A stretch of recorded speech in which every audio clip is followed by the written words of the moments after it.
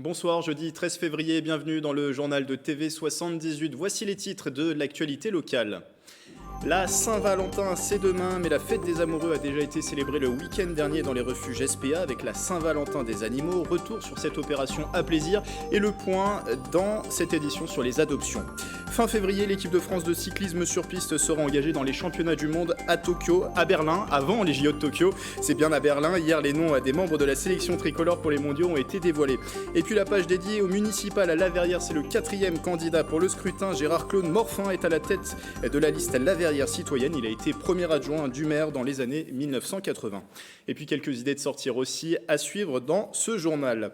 Christophe Castaner dans les Yvelines. Ce jeudi, le ministre de l'Intérieur s'est déplacé sur le thème de la prise en charge des femmes victimes de violences sexuelles et sexistes. Visite à la direction départementale de la sécurité publique à Viroflay, puis au centre hospitalier André Mignot. Sur place, une convention a été signée pour l'accueil et la prise des plaintes des victimes de violences conjugales au sein des établissements de santé. Disposition suite au Grenelle des violences conjugales qui a eu lieu en fin d'année dernière. Retrouvez un reportage complet dans notre émission demain, le 7-8 l'hebdo. Les salariés d'un sous-traitant de Renault en grève depuis lundi matin. Les employés de Vestalia, une filiale de Veolia, ont entamé un mouvement illimité. Ils dénoncent la dégradation de leurs conditions de travail et demandent une augmentation salariale. Ces personnes s'inquiètent également d'un accord sur le temps de travail qui prévoit des semaines allant de 28 à 44 heures, des rythmes qui s'adaptent à la cadence voulue par Renault sur la production. Des négociations devaient avoir lieu aujourd'hui avec la direction. La Saint-Valentin, c'est demain, vendredi. Les animaux, eux, l'ont fêté déjà le week-end dernier. 66 refuges SPA de France proposaient l'opération Saint-Valentin des animaux, parmi lesquels celui de plaisir. Et il y a la responsable de ce refuge avec nous en plateau, Marie-Laure Caron. Bonsoir. Bonsoir.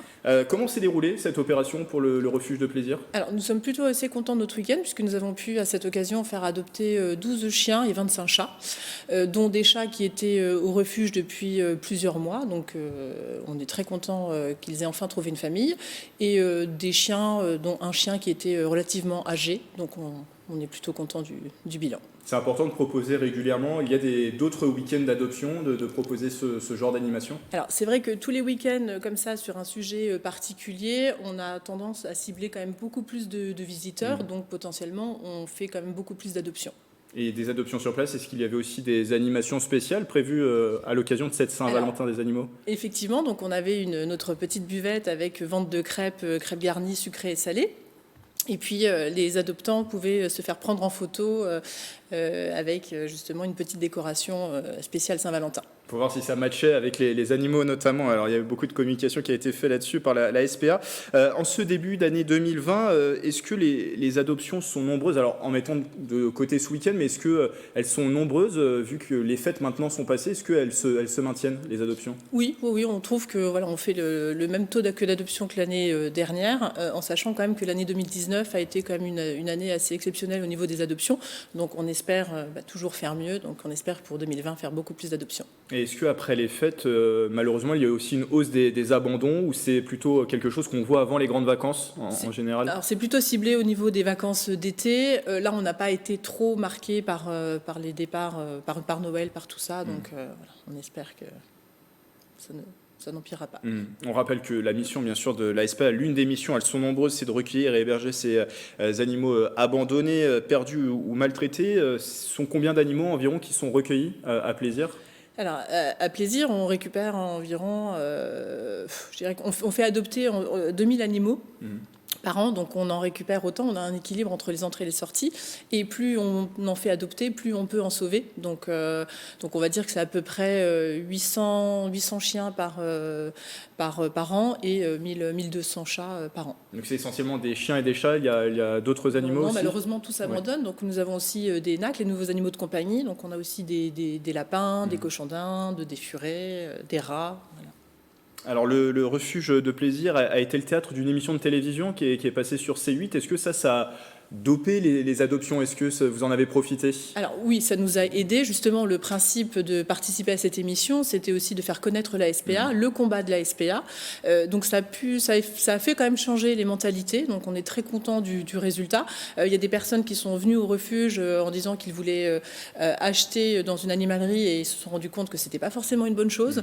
Donc oui, c'est plutôt positif. La SPA d'ailleurs milite pour l'adoption responsable. Qu'est-ce que ça veut dire ? Alors, l'adoption responsable, c'est-à-dire que c'est ce qu'on explique aux adoptants. On n'est pas un entrepôt d'animaux où ils viennent, ils prennent ce qu'ils veulent. Non, on est là, nous, pour les guider et leur trouver l'animal qui leur correspond le mieux en fonction de leurs conditions de vie, du temps qu'ils ont à consacrer. On fait des mariages, nous aussi. C'est ce qu'on appelle des mariages. On essaie de trouver la bonne famille pour le bon animal. Et surtout, il faut une bonne réflexion aussi avant d'adopter. Ça ne se fait pas comme ça. C'est ça. Il faut bien réfléchir. Pour ça, on les projette aussi dans le futur, puisque il faut penser aux vacances, il faut penser éventuellement à une naissance proche, le travail. Enfin voilà, il faut que les gens se rendent compte qu'un animal, c'est quand même pour plusieurs années. Et si on veut adopter, comment fait-on ? On vient directement sur le refuge, au refuge SPA ? Oui, donc les personnes peuvent se présenter au refuge. On fait remplir un petit questionnaire, ça nous permet de savoir dans quelles conditions vivra l'animal pour mieux les guider, les renseigner. Et puis, si tout correspond, ils peuvent partir avec l'animal le jour même. Donc ça peut être très rapide. Est-ce qu'il y a des frais pour l'adoption ? Donc, on demande une participation de 250 € pour l'adoption d'un chien et 150 € pour un chat, en sachant que ça comprend l'identification, la vaccination et la stérilisation. Donc on l'a dit, l'une des missions, l'accueil de ces animaux, aussi leur trouver une nouvelle famille, c'est aussi faire évoluer la cause animale. C'est l'une des missions de la SPA auprès des pouvoirs publics. En Ile-de-France, il y a un tiers des foyers qui possèdent un chat ou un chien ou un chat, pardon. Valérie Pécresse, qui est présidente de la région Ile-de-France, a soumis une idée cette semaine, celle peut-être de mettre en place ce qu'on appellerait un permis d'adopter pour lutter contre les abandons et les cas de maltraitance. Malheureusement, de nombreux cas de maltraitance, encore cette semaine dans les Yvelines à Poissy. Il y a des dispositifs similaires qui existent en Belgique et en Allemagne. Est-ce que ce serait une bonne chose de le mettre en place en France ? Je pense que ce serait une bonne chose parce qu'il faut qu'il se passe quelque chose. C'est-à-dire que nous, là, on se sent impuissants. On a l'impression que malheureusement, à un moment donné, ça se reproduit sans cesse. Donc effectivement, si les personnes qui ont maltraité un animal n'ont plus le droit de détenir un animal, ça pourrait faire évoluer les choses positivement. Merci Marie-Laure Caron d'être venue sur ce plateau. Je rappelle que vous êtes la responsable du refuge SPA de Plaisir. On retrouve bien sûr toutes les informations sur ce refuge sur le site internet qui s'affiche en bas à l'écran. Merci beaucoup. Merci à vous. On parlait de la Saint-Valentin des animaux. Demain, c'est la Saint-Valentin tout court. C'est demain vendredi. Plus de 80% des Français considèrent cette fête comme commerciale, même si la plupart la célèbrent. Et est-ce que vous allez marquer le coup pour cette Saint-Valentin ? Marie-Lénia Pichino et Nicolas Kirillovitz sont allés poser la question à quelques Saint-Quentinois. Regardez. Non, même pas, je pense pas. C'est devenu trop commercial, c'est pas quelque chose qui nous attire. On largue la petite avant l'aîné et du coup, on fait jamais rien de très spécial pour la Saint-Valentin. On fait des trucs toute l'année, donc voilà, pas besoin pour la Saint-Valentin. Un petit resto, puis ensuite une soirée en amoureux, un petit bouquet de fleurs aussi. Ça fait toujours plaisir. J'appréciais avant, mais après par la suite j'ai compris que ça ne servait pas vraiment à mon idéologie, de l'idée que je me fais de l'amour, quoi. C'est quand la Saint-Valentin, c'est demain ? Donc je vais pas la fêter. C'était une blague en fait. Du coup, on peut se faire des cadeaux tout au long de l'année. Il n'y a pas besoin d'attendre le 14 février pour se faire des cadeaux. On aime bien sortir, donc on profite de ces trucs-là pour voilà. Et puis généralement dans les restaurants, ils font toujours un petit menu adapté à cette soirée-là et c'est sympa quoi. Mais moi je vais sortir le grand jeu ce soir. C'est-à-dire je vais mettre ma petite tenue rouge et tout. Moi je vois pas l'intérêt vraiment d'une fête à Saint-Valentin. Maintenant on fait une fête pour ci, une fête pour ça. Je vois pas du tout l'intérêt. Ça fait du commerce, c'est tout. Moi, je préfère le petit truc à la maison, avec un petit cadeau éventuellement ou un petit bouquet de fleurs, et puis voilà quoi. La Saint-Valentin qui ne sera pas au cœur demain, vendredi du 7-8 Éco. L'émission sera consacrée à la transformation digitale des petites et moyennes entreprises ainsi que des artisans. Comment les entrepreneurs de ce type utilisent les outils numériques. Élément de réponse avec Nicolas Dandry.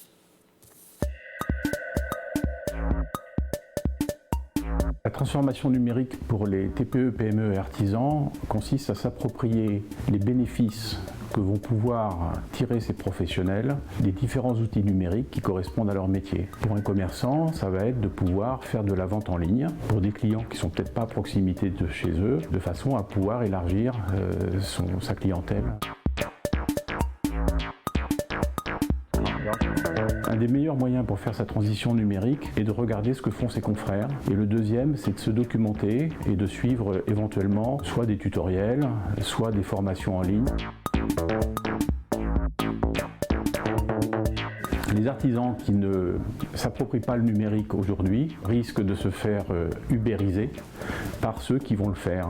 Donc ça peut être une question de survie. Et les outils numériques qui permettent de faciliter le collaboratif sont de plus en plus importants. Les réseaux sociaux y contribuent notamment. Et ça, beaucoup d'entreprises aujourd'hui n'ont pas conscience de l'importance que ça peut avoir. En France, le coût de l'incompétence informatique est de 8 500 € par an par salarié. Ce chiffre a tout simplement été obtenu en regardant, en étudiant quel était le temps perdu par les salariés dans les entreprises à faire une tâche quand ils ne connaissaient pas bien l'outil informatique qui leur permettait de bien faire cette tâche ou de la faire rapidement. Le sport, direction le Vélodrome national de Saint-Quentin en Yvelines. La liste des coureurs français retenus pour les championnats du monde de cyclisme sur piste a été dévoilée hier mercredi. Une compétition au programme fin février à Berlin. Le reportage de Mickaël Elmidoro et de Patrick-Jacques de Dixmude. Une conférence de presse attendue, la sélection piste pour les championnats du monde de Berlin a été dévoilée. Ce rendez-vous organisé du 26 février au 1er mars fera office de test à quelques mois des Jeux Olympiques. On a une équipe de France qui est très bien dans sa trajectoire par rapport à Tokyo et du coup qui va aborder ces championnats du monde à la fois pour y faire des résultats, pour performer, parce que c'est important, et à la fois également, je pense, pour prendre de l'assurance, de la confiance, là où il y a besoin, dans la construction vers Tokyo. Sur les épreuves d'endurance, on retrouvera notamment un certain Brian Cocard, champion du monde en 2015 sur la piste du Vélodrome national de Saint-Quentin-en-Yvelines. Je me sens plutôt bien, à vrai dire. J'ai repris l'entraînement, on va dire, le 1er décembre. Et voilà, ces derniers entraînements sur piste sont plutôt encourageants. Je participerai à la course au point, championnat du monde. Je suis champion d'Europe en titre, donc bien évidemment, j'ai envie de bien faire. Du côté du sprint, pas de surprise, on retrouve les désormais incontournables Grégory Boget, Sébastien Vigier ou encore Mathilde Gros. Mais l'une des stars de cette équipe de France sera Quentin Lafargue. Yvelinois licencié au VCE Sky avait remporté l'or sur le kilomètre et l'argent en vitesse par équipe sur les derniers mondiaux en 2019. C'est toujours un moment important cette sélection et ce championnat du monde tous les ans qui revient mais qui fait toujours plaisir de porter les couleurs de l'équipe de France au plus haut niveau. Donc je l'attendais, je l'espérais et je suis content de faire partie du collectif. La fédération française n'a pas voulu annoncer d'objectifs chiffrés de médailles sur les championnats du monde. Les premières épreuves sont programmées le mercredi 26 février à partir de 13h.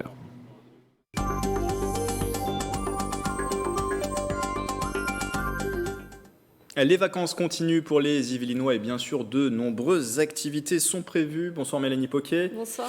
Qu'avez-vous à nous proposer pour votre sélection d'idées de sortie ? Alors vous devez vous en douter Grégory, il y a beaucoup d'animations. Une fois encore, je ne serai pas exhaustive. Le premier rendez-vous que j'ai à vous proposer se passe à Plaisir. L'association Impronet organise un stage de découverte de l'improvisation et il s'adresse aux jeunes âgés de 10 à 15 ans.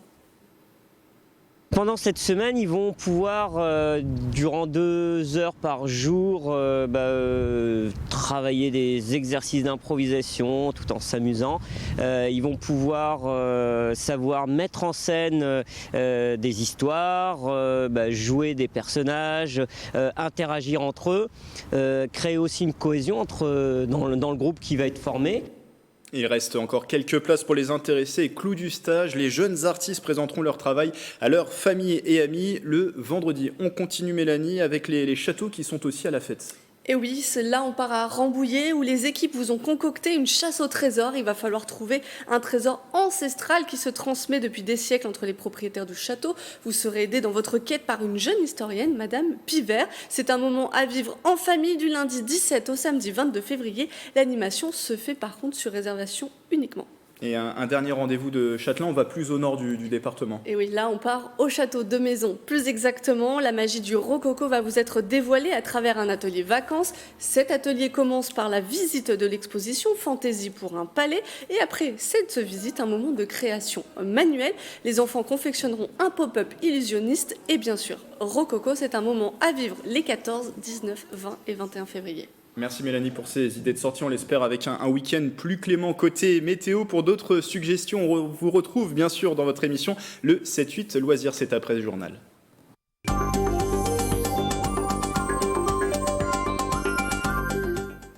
Mais d'abord, la partie de cette édition dédiée aux élections municipales. Premier tour le 15 mars prochain à Saint-Cyr-l'École. Sonia Brault, maire sortante, a commencé des opérations de tractage dans le cadre de la campagne. Elle est à la rencontre des Saint-Cyriens pour avoir l'avis des habitants et finaliser son programme. Mathilde Demy. Opération porte-à-porte pour la maire sortante de Saint-Cyr-l'École qui a lancé sa liste en décembre dernier. Avec son équipe Saint-Cyr au cœur 2020, Sonia Brault rencontre les habitants avec l'objectif de les faire participer à la construction de son programme. Les points essentiels du programme vont être de remettre l'humain au centre de Saint-Cyr. On vient de passer 2 mandats à construire parce que l'État, comme vous le savez, nous demandait de densifier. Nous sommes en 2e couronne, il y a une vraie difficulté pour se loger en région parisienne. Cette fois-ci, bien maintenant, on va pouvoir se consacrer aux Saint-Cyriens et aux services qu'on lui propose. Dans son triptyque, elle met un point d'honneur à lutter contre l'incivisme et les dégradations du quotidien, à valoriser le tissu économique local ou encore revaloriser le patrimoine saint-cyrien. L'idée phare, c'est vraiment de construire un centre-ville, de redynamiser le commerce et d'arriver à une vie de ville dans laquelle on fait des choses. On ne fait pas que venir dormir, partir travailler et où on a envie d'aller au cinéma, au théâtre, se promener un petit peu dans nos parcs, puisqu'on en a quand même de très jolis.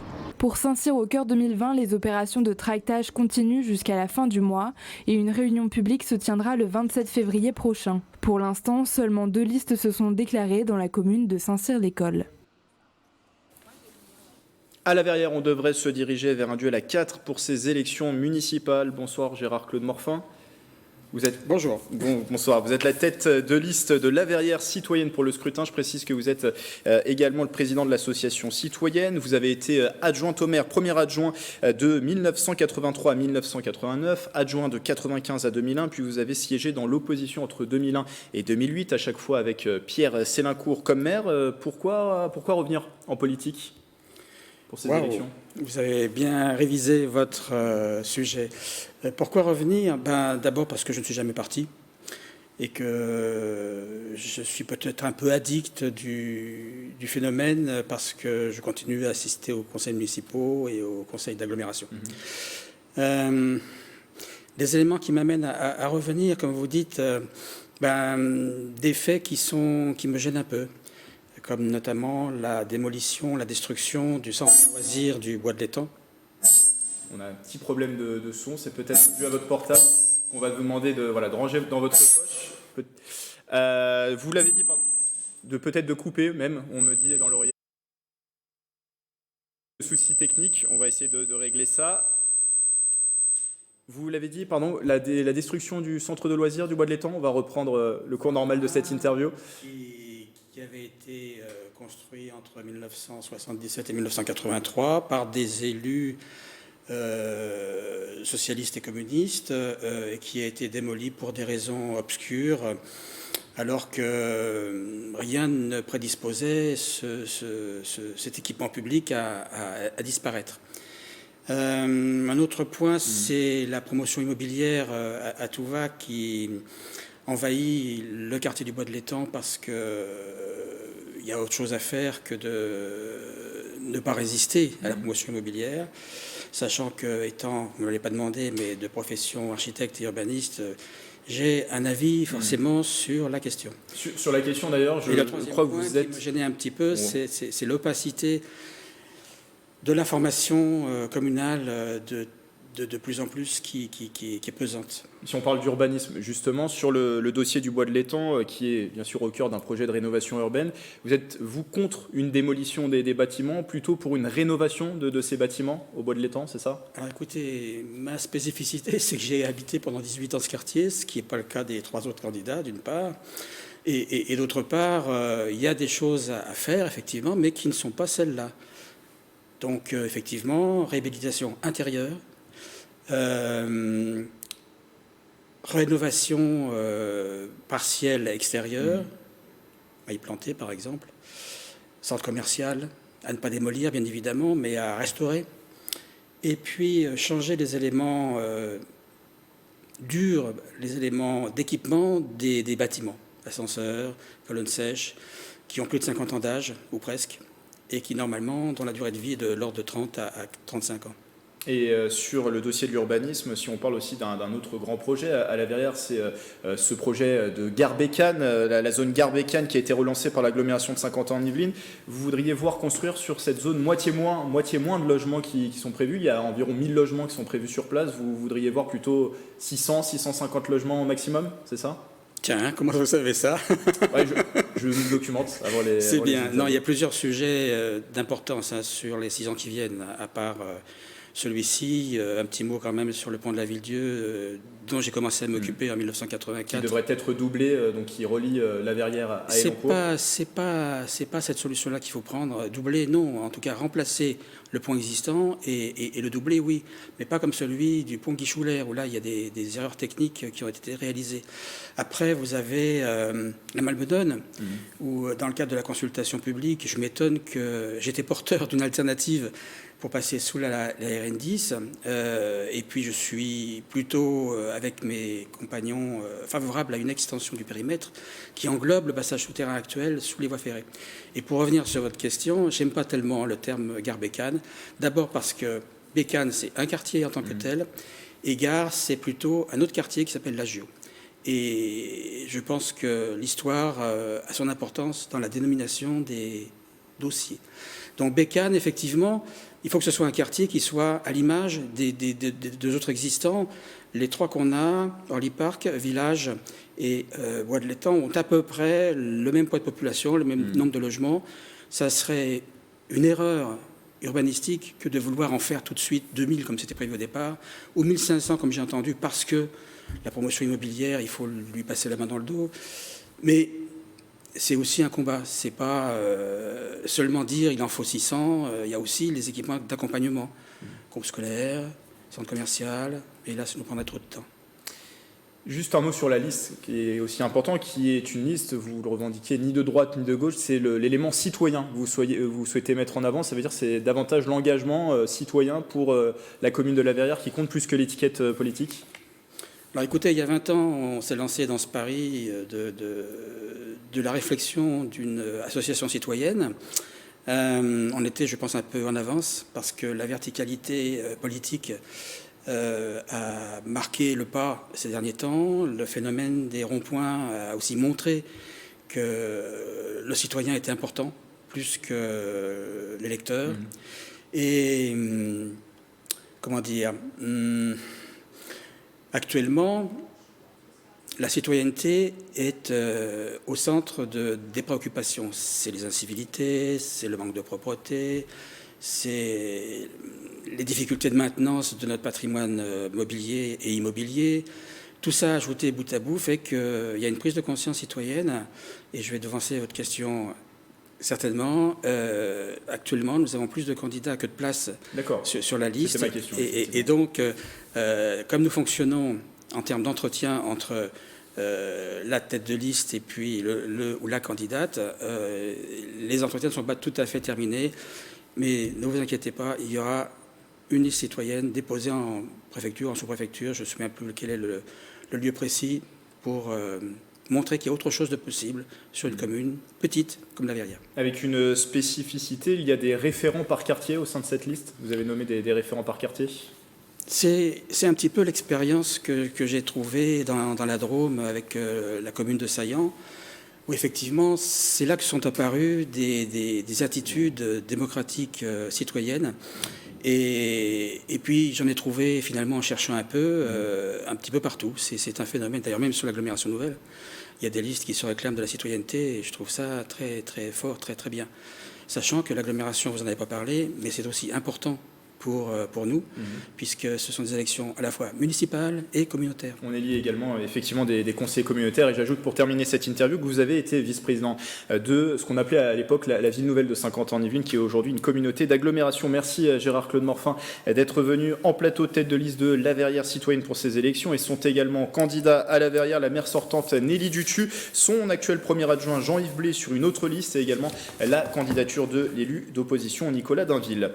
Direction Villepreux à présent pour poursuivre notre tour d'horizon des principaux enjeux municipaux, urbanisme, santé, redynamisation du centre-ville. On fait le point avec Aurélie Ronce. Membre de Saint-Quentin en Yvelines depuis 2016, 11 000 habitants, Villepreux devrait compter un nouveau quartier à l'horizon 2025. Après plusieurs mois de concertation, le projet Central Park avait été dévoilé fin 2018. Objectif, créer une entrée de ville urbaine et paysagère. Scénario choisi pour l'aménagement du secteur élargi du Trianon. 250 logements et un grand parc urbain de 19 000 m². Selon le calendrier annoncé, les travaux devraient débuter en 2020. Un projet que souhaitent voir geler plusieurs candidats. Autre thème qui s'invite dans la campagne, la santé. Villepreux n'est pas un désert médical, mais situé dans une zone d'action complémentaire selon l'ARS. La diminution du nombre de praticiens en raison notamment des départs à la retraite inquiète les habitants. Une offre de soins jugée insuffisante qui pourrait être étoffée avec la création d'une maison de santé. Autre enjeu, la redynamisation du centre-ville et notamment le développement des commerces de proximité qui souffrent de la concurrence des zones commerciales des villes voisines de Plaisir et des Clés-sous-Bois. Enfin, quel avenir pour le théâtre de Villepreux ? L'établissement culturel de 400 places ne propose plus de spectacle depuis septembre dernier. Plusieurs candidats souhaitent redévelopper la culture dans la ville et notamment réhabiliter cet espace. Et avant de vous laisser, je rappelle que dans le cadre de cette campagne des municipales, TV78 avec Radio Sensation vous propose des débats entre les candidats. Ce soir, émission consacrée à Poissy. Demain, vendredi, débat pour la ville de Rambouillet. C'est à retrouver à chaque fois à 20h sur TV78 ou sur la fréquence 98.4 pour nos confrères de Radio Sensation. Voilà, c'est la fin de ce journal. Belle soirée sur TV78.